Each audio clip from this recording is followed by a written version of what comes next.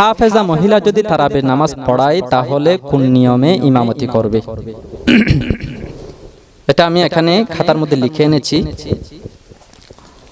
প্রথমত কথা হলো, পর্দার ব্যবস্থা করে হলেও, যদিও পর্দার ব্যবস্থা থাকে তারপরেও মেয়েরা ইমামতি করে মেয়েদের তারাবির নামাজ কায়েম করা, তারাবির নামাজ পড়া, মেয়েরা মিলে, ইমামও মেয়েরা হবে, মুক্তদিও মেয়েরা হবে, এরকম তারাবির নামাজ পড়া, এটা কিন্তু ইসলামী শরীয়তের মধ্যে একটা সগীরা গুনার কাজ, অর্থাৎ মাকরুহে তাহরিমি। সবসময় করলে সেটা কিন্তু কবিরা গুনাহ হয়ে যাবে।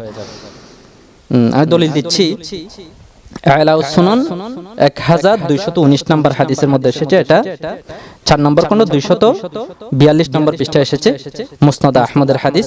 হযরত আলী কাররামাল্লাহু তাবরানির হাদিসের মধ্যে এসেছে, আলী রাদিয়াল্লাহু বলেছেন, লা তাউম্মুল মারআ, অর্থাৎ মহিলা কখনো ইমাম হতে পারে না। একজন হাফেজা মহিলা, উনি কোরআন ইয়াদ রাখার জন্য আরো কিছু মহিলাদেরকে পড়াচ্ছেন, তো এখানে তো উনি তো ইমাম হচ্ছেন। তো ইমাম হওয়া, মেয়েরা ইমাম হওয়া, সেটা শরীয়তের মধ্যে উচিত নয় কিংবা বৈধ নয়, মাকরুহে তাহরিমি। খুদুরির একটা প্রসিদ্ধ ব্যাখ্যা গ্রন্থ যেটাকে আল-লুবাব বলা হয়, আল-লুবাব ফি শারহিল কিতাব 2 নম্বর খণ্ড 173 নম্বর পৃষ্ঠায় এসেছে, ইয়াকরাহু লিন-নিসাই তাহরিমা, মেয়েদের জন্য ইমামতি করা সেটা হলো মাকরুহে তাহরিমি।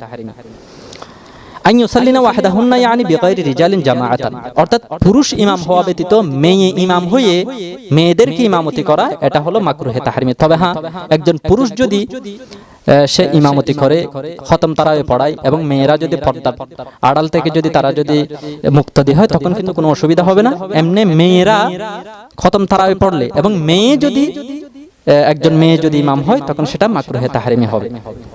সাওয়াউন ফি যালিকাল ফারাইজ ওয়ান নওয়াফিল, মাকরুহে মেয়েরা যে ইমাম হওয়া মাকরুহে তাহরিমি, অর্থাৎ শরীয়তের মধ্যে অনুচিত, একেবারে অনুচিত গুনাহের কাজ, এ ব্যাপারে ফরজ নফল সবগুলোই একই ধরনের বিধান।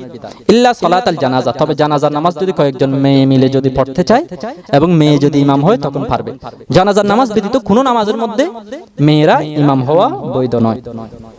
মেয়েরা ইমাম হওয়া কেন বৈধ নয়, এটা হাশিয়াতুত তাহতাওয়ি আলা দুররিল মুখতার 1 নম্বর খণ্ড 245 নম্বর পৃষ্ঠার মধ্যে এটা বিস্তারিত এসেছে, যারা বুঝেন তারা দেখে নেবেন। লিআন্নাল ইমামে ইন তাকদ্দামাত লাজিমাল কাশ ওয়া ইন ওয়াকাফাত ওয়াসতাল সাফি লাজিমাত তারকাল ইমাম মাকামা ওয়া কুল্লু মিনহুমা মাকরুহুন কামা ফিল আনায়া ওয়া হাযা ইয়াকতাজি আদামুল কারাহা লাউ ইকতাদাত ওয়াহিদাতান ফাকাত মুহাজিয়াতান লিফুকদিল আমরাই। তবে হ্যাঁ, একটা সূরত রয়েছে, একটা পদ্ধতি রয়েছে যে মহিলা ইমাম হলে তখন সেটা অবৈধ হবে না, যে দুইজন মেয়ে তারা জমাত করে পড়তেছে, একজন ইমাম হলো আরেকজন মুক্তদি হলো, তখন কিন্তু মাকরুহ হবে না, তখন গুনাহ হবে না।